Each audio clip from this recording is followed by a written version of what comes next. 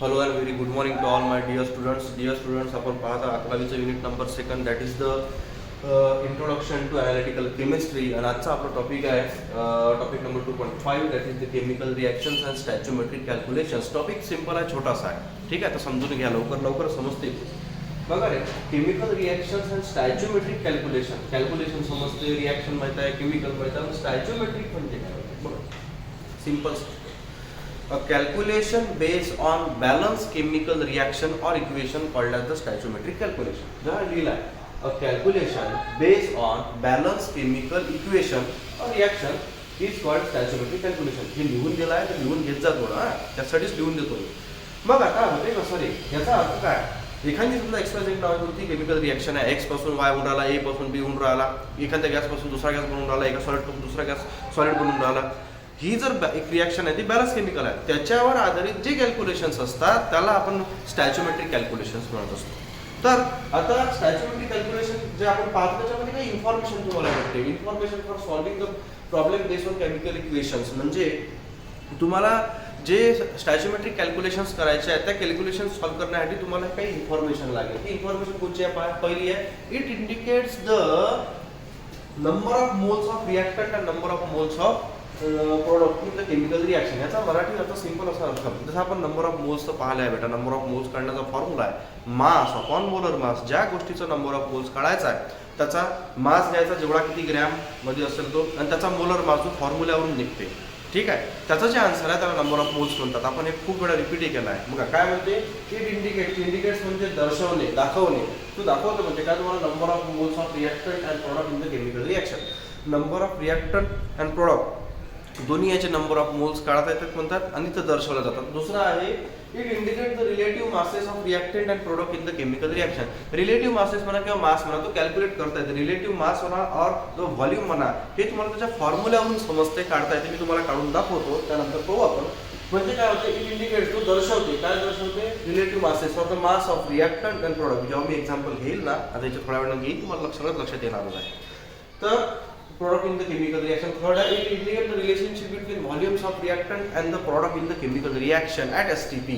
याचा अर्थ असा का, समजा जर का आता बघा, मास जर तेव्हा घेतो आपण जेव्हा ग्रॅम मध्ये एखादी गोष्ट करतो, तेव्हा सॉलिड जर कोणती गोष्ट असेल किंवा त्यांनी म्हटलं आहे सॉलिड घ्या मास काढा तर ठीक आहे. जर व्हॉल्यूम रिलेटेड जर म्हटलं आहे किंवा एखादा गॅस तो किती व्हॉल्यूम ऑक्युपाय करत होत्या त्यासाठी आपण व्हॉल्यूम वापरतो of a gaseous reactant and product in the chemical reaction at STP. STP म्हणजे स्टँडर्ड टेम्परेचर प्रेशर. आपण याच्यावर मला वाटते काही लेक्चर आधी बोललो होतो. स्टँडर्ड टेम्परेचर प्रेशर म्हणजे टेम्परेचर किती राहते, standard temperature pressure 25 degree Celsius और 298 केल्विन आणि प्रेशर राहते 1 बार, ठीक आहे. 1 ॲटमॉस्फिअर 1 बार जवळपास सारखंच असतं. तर ह्या तीन गोष्टी त्यांनी हायलाइट केलेल्या आहेत. कोणची? पहिली, it indicates the number of moles of reactant and product in the chemical reaction. Second आहे, it indicates the relative masses of the reactant and product in the chemical reaction. आणि थर्ड आहे, it indicate the relationship between the volumes of gaseous reactant and product in the chemical reaction at STP. ह्या तिन्ही गोष्टी त्या कॅल्क्युलेशनमध्ये, स्टॅच्योमेट्रिक calculation जेव्हा तुम्ही कराल तेव्हा त्या शो होतात म्हणतात, दिसतात. हे तुम्हाला गाईडलाईन्स दिलेले आहेत त्यांनी. आता बघा रे, ह्या कॅल्क्युलेशन्सचे प्रकार असतात. जर स्टॅच्योमेट्रिक प्रॉब्लेम्स, त्याचे टाईप्स असे कोणकोणत्या प्रकारचे टाईप्स आहे बघा. मी तुम्हाला पहिले बोललो, जर एखादी गोष्ट जर सॉलिड असेल, रिॲक्टंट ती सॉलिड आहे, प्रोडक्ट सॉलिड आहे, पण जर त्यांनी प्रॉब्लेममध्ये जर त्यांनी ग्रॅम वगैरे म्हटलं असेल तर तुम्हाला गॅस जरी असेल तर तो ग्रॅममध्ये म्हटला आहे. जर त्यांनी एखादा गॅस आहे जर तो व्हॉल्यूममध्ये करा म्हटलं, जर प्रॉब्लेममध्ये व्हॉल्यूम शब्द वापरला तर तुम्हाला व्हॉल्यूम वापरला आहे. तर बघा, problem based on mass relationship, reactant product दोनही जर का ग्रॅममध्ये असेल, सॉलिडिफाईड असेल, किंवा जर प्रॉब्लेममध्ये जर का मास म्हटलं असेल तर तुम्ही ह्या मास रिलेशनशिप असतो. किंवा दुसरा प्रॉब्लेम बेस्ड होता मास व्हॉल्यूम. जर का त्यांनी मासही म्हटलं आणि व्हॉल्यूमही म्हटलं आहे की सॉलिडही आहे आणि गॅसही आहे, तर तुम्हाला मासही काढणं आहे आणि व्हॉल्यूम सुद्धा काढणं आहे. जर का कम्प्लीट रिॲक्शन ही गॅसियस बेसवर आहे, रिॲक्टंट असो आणि प्रोडक्ट असो दोन्ही गॅस आहे, त्यांनी जर म्हटलं आहे का व्हॉल्यूम कॅल्क्युलेट करा, तर तो प्रॉब्लेम राहील व्हॉल्यूम रिलेशनशिपचा. ह्या तीन प्रकारचे कॅल्क्युलेशन्स ते जनरली बोलले गेलेले आहेत. Calculation based on the mass relationship, calculation based on the mass volume relationship and calculation based on the volume relationship. हे बेसिक होतं. आता ह्या जे पॉईंट्स मी बोललो आहे तुम्हाला, जे आता एक्झाम्पल घेणार आहे याच्यानंतर तर तुमच्या लक्षात येतील. त्या एक्झाम्पल घ्यायच्या आधी मी तुम्हाला काही गाईडलाईन्स सांगणार आहे का ते केमिकल इक्वेशन लिहिल्यानंतर त्याचं स्टॅच्योमेट्रिक कॅल्क्युलेशन कसं करायचं असते. ठीक आहे. तर ह्या पॉईंट सगळ्यात जास्त महत्त्वाचं ठेवायचं. The calculation based on the balance chemical equation. एखाद्या केमिकल इक्वेशन, केमिकल रिॲक्शन ती बॅलन्स असल्यानंतर त्याचे जे कॅल्क्युलेशन्स तुम्ही करता ते असते त्याचे स्टॅच्युमेट्रिक कॅल्क्युलेशन्स, त्याच्यावर ते बेस असतात. ठीक आहे. तर याच्यानंतर मी तुम्हाला काही फॉलोइंग गाईडलाईन्स सांगणार आहे की तुम्ही एक रिॲक्शन दिल्यानंतर किंवा रिॲक्शन बनवल्यानंतर ते बॅलन्स पासून त्याचं स्टॅच्युमेट्रिक कॅल्क्युलेशन्स कसे काढत असतात. ठीक आहे. त्याच्यानंतर पाहू आपण सेकंड पार्ट.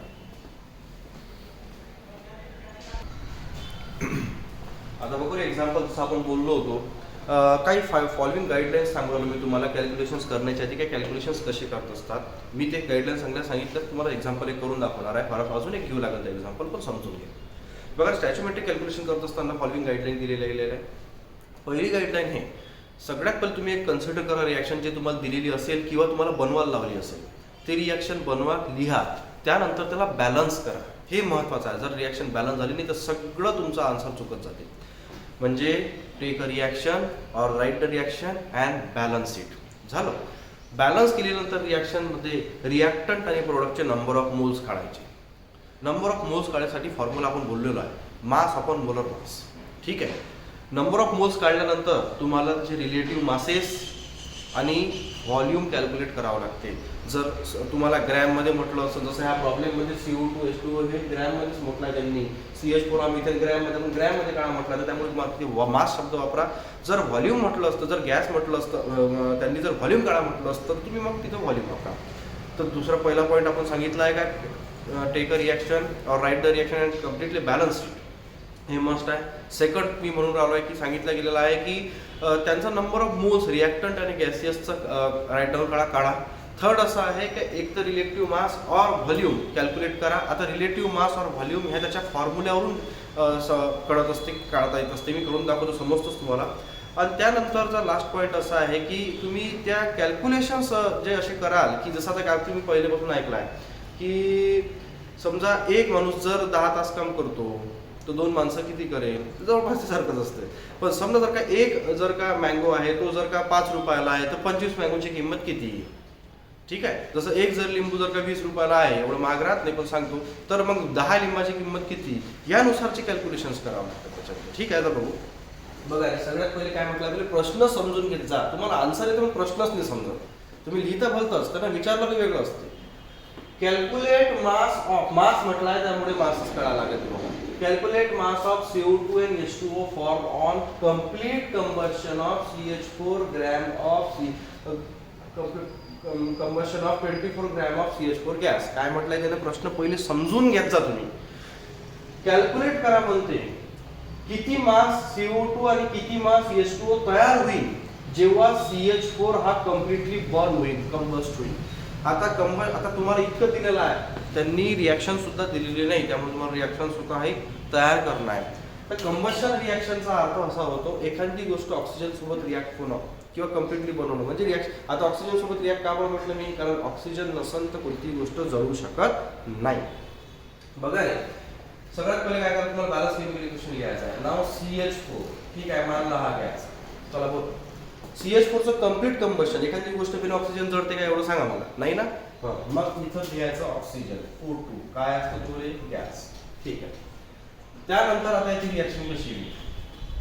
CH4 मिथेन आहे, इंधन आहे. CH4 चे ऑक्सिजन सोबत कंबाईन म्हणजे कंबशन रिॲक्शन होईल तेव्हा हवेमध्ये साइड प्रोडक्ट कोणता निघतो, CO2 प्लस H2O. पाहू कसं. बघा C आणि O2 CO2 किती हायड्रोजन आहे इथं 4, इथं किती दिलेली 2. रिॲक्शन बॅलन्स आहे का ही, नाही. आता तिला बॅलन्स कर. बघा रे इथं ऑक्सिजनची संख्या किती आहे बेटा ते पहा तुम्ही, 3 आहे. पण इथं हायड्रोजन किती आहे 4, आणि इथं किती हायड्रोजन 2, त्यामुळे इथं 2 करा. आता झाले 4 हायड्रोजन त्या साईडला, 4 हायड्रोजन या साईडला. ही झाली बॅलन्स. कार्बन किती आहे बेटा, एक इथं आहे, एक इथं आहे. कार्बनचा पण प्रॉब्लेम नाही आहे. आता ऑक्सिजन किती आहे इथं, हे 2 आणि हे 2 4.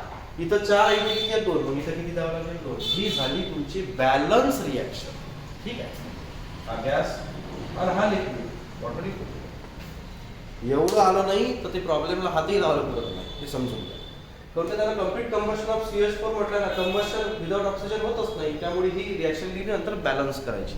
आता त्याचं काय काढणार, हा त्याचं जसं बोललो होतो नंबर ऑफ मोल्स तर काढणारच आहे आपण, आता त्याचा रिलेटिव्ह मास काढा. आता मास का बरं, कारण त्याला मास म्हटलं म्हणून व्हॉल्यूम म्हटलं असतं तर व्हॉल्यूम काढलं असतं ऍट एसटीपी. आता मास बघा हे. आता सगळ्यात पहिले तुम्हाला प्रॉब्लेम मध्ये हे दिलेलं राहते असे की आकडे कसे, जसं कार्बन जर असेल तर 12U है ना, ऑक्सिजन जर असलं समजा तर 16U, हायड्रोजन जर असला तर 1U. हे त्याचं ऍटॉमिक मास आहे. ठीक आहे. हा हे तुम्ही एक पिरियोडिक टेबल मध्ये पाहता, हा U आहे, 4 नाही आहे बेटा, 12U युनिफाईड ॲटॉमिक मास. ठीक आहे, त्याला AMU म्हणायचे पहिले, आता U म्हणतात. बघा रे, कार्बनचा 12 ॲटॉमिक नंबर नाही, ॲटॉमिक वेट घ्यायचा. हा हा ॲटॉमिक वेट. ठीक आहे, 12 आणि 4 किती होते रे, 16 आहे. बघा का बरं, कार्बनचा 12 म्हटलाय, ऑक्सिजनचा 16, हायड्रोजनचा 1. ॲटॉमिक मास तुम्ही पहा पिरियोडिक टेबल मध्ये दिसतेच तुम्हाला. ॲटॉमिक नंबर नाही घ्यायचा, ॲटॉमिक वेट घ्यायचा. हा 12 आणि 4 किती झालं रे, 16 ग्रॅम. ठीक आहे. ऑक्सिजन, एक ऑक्सिजन किती आहे, 16, ॲटॉमिक वेट किती आहे त्याचा, 16. तर असे 4 ऑक्सिजन, वेगवेगळी 4, 16 चौक 64, 64 ग्रॅम्स. ठीक आहे. CO2, आता ह्याच्यामध्ये काय काय, एक कार्बन आहे, 2 ऑक्सिजन आहे, एक ऑक्सिजनचे 16, 2 ऑक्सिजनचे किती होईल, 32, 32 प्लस 12 किती झाले हे, 44 ग्रॅम्स. ठीक आहे. आणि वॉटर मॉलिक्युलचं, वॉटर मॉलिक्युल मध्ये काय, 4 हायड्रोजन म्हणजे 4 आणि 1 ऑक्सिजन.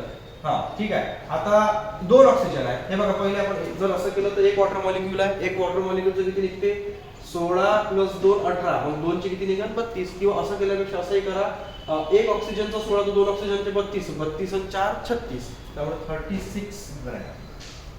आता ह्या चारही व्हॅल्यू तुम्हाला रिलेटिव्ह मासेस त्याचे काढले तुम्ही. ठीक आहे. म्हणजे याचा असा अर्थ होतो रे, when 16 gram of CH4 on complete combustion gives 44 gram of CO2 and 36 gram of water. Double आहे का, जेव्हा 16 ग्रॅम CH4 म्हणजे मिथेन गॅस कम्प्लिटली जळतो तेव्हा 44 ग्रॅम कार्बन डायऑक्साइड आणि 36 ग्रॅम वॉटर मॉलिक्यूल मिळते. तर त्याने प्रश्न विचारला, 24 ग्रॅम जळलं तर किती भेटत. 16 ग्रॅम साठी जर एवढं येत असेल तर 24 ग्रॅम साठी किती येतं बघू. हेच आता किती निघाला रे, 16 ग्रॅम जर का तुम्ही 16 ग्रॅम जर का CH4 on complete combustion will produce किती आहे, 44 grams of CO2 and 36 gram of water. म्हणजे काय म्हटलं त्यानं, बघा पहिले समजून घ्या. 16 ग्रॅम जर CH4 कम्प्लिटली बर्न होऊन राहिलं तर 44 ग्रॅम CO2 तयार होतो आणि 36 ग्रॅम हा वॉटर तयार होतो. 16 ग्रॅम साठी एवढे जर आकडे आहे तर 24 ग्रॅम साठी किती, पण त्याने रिएक्शन दिली नाही, रिएक्शन तुम्हाला लिहायची. ठीक आहे. हेच if the 16 gram of CH4 on complete combustion gives the 44 grams of CO2 and the 36 gram of the water molecule, then 24 gram साठी किती, for what the numbers are for the 24 grams of methane on complete combustion. बघा जर का 16 gram साठी तो 44 gram जर का CO2 दिसते, या साईडला आपण CO2 चं कॅल्क्युलेशन काढू, या साईडला आपण वॉटर मॉलिक्यूल. ठीक आहे. तर 24 ग्रॅम साठी किती, आता ह्या कितीला आपण म्हणू x, युनिटरी मेथड आहे. मग आता अशा वेळेस करायचं त्याचं क्रॉस मल्टिप्लिकेशन. 16 साठी 44, 16 साठी 44, पहिले आपण CO2 चं पाहू. तो 24 साठी किती, बस सरळ आहे रे, 24 इंटू 44 डिवाइड बाय 16, याचा आन्सर येते जवळजवळ 66 ग्रॅम. म्हणजे जर 16 ग्रॅम मिथेन गॅस जर का कंप्लीट जळून राहिला त्याच्यापासून जर का 44 ग्रॅम कार्बन डायऑक्साइड मिळून राहिलं, पण तो जर 24 ग्रॅम जर जळला तर तिथं 66 ग्रॅम ऑफ कार्बन डायऑक्साइड हे तयार होईल. तसंच जर का 24 ग्रॅम जर का सॉरी आपण पहिले 16 चं कॅल्क्युलेशन करू. जर 16 ग्रॅम जर का पहिले मिथेन जळून राहिला तर 60 आहे, तर 16 ग्रॅम जर जळून राहिला तर तिथे 36 ग्रॅम हा काय करायला वॉटर मॉलिक्यूल तयार करून राहिला. तर 24 ग्रॅम जेव्हा जळल तेव्हा किती, आता इथं सुद्धा आपण आता इथे एक घेतो तर काय घेऊ, काही फरक नाही पडत. 16 साठी 36 तो 24 साठी किती, बस काहीच नाही. अशा वेळेस क्रॉस मल्टिप्लिकेशन करत असतात, युनिटरी मेथड आहे म्हणून सिंपल मेथड आहे. तर कसं करायचं, 26 इंटू 36 डिवाइड बाय 16, याचा आन्सर येते 54 ग्रॅम्स ऑफ वॉटर मॉलिक्यूल. अशा वेनं तुम्ही सिम्पल वेनं कॅल्क्युलेशन करू शकता. तर तुमच्या लक्षात आलं असेल सर आम्हाला हे काढता येते, अरे पण रिॲक्शनच लिहिता आली पाहिजे, पहिले रिॲक्शन लिहा, हे आपल्या तुम्हाला दिलेले असते, नाही तर पिरियडिक टेबलमध्ये असते पण दिलेच असते. ठीक आहे, तर त्या आकड्यानुसार तुम्ही पहिले रिॲक्शन लिहा, त्याला बॅलन्स करा, त्यानंतरच तुमचा पुढचा प्रवास होईल, नाहीतर ते पूर्ण चुकेल. जर का एखाद्या प्रमाणे इथं तू नाही लिहिला, समजा इथं तू नाही लिहिला तर पूर्ण चुकते ते, मग इथं 32चं चिन्ह, 32ला काय इक्वेशन चुकते ना, म्हणजे काय आन्सरच चुकते. ठीक आहे, तर अशा वेळ नाही. अजून एक एक्झाम्पल घेऊ लागत आपण. ठीक आहे, बघा हे समजून घ्या. आता आपण अजून एक सेकंड एक्झाम्पल पहिले समजून घ्या. How much CaO calcium oxide will be produced by decomposition of 5 gram of CaCO3 calcium carbonate. प्रश्न पहा, calcium 5 gram calcium carbonate decompose झाल्यानंतर किती ग्रॅम CaO तयार होईल असा प्रश्न आहे. ठीक आहे, युनिटरी मेथडनंच करायचं. आता डिकम्पोजिशन रिएक्शन CaCO3 ची थोडीफार माहिती लागत. कॅल्शियम कार्बोनेट CaCO3 हा राहतो सॉलिड, एकदम कडक दगड राहतो कॅल्शियम कार्बोनेट.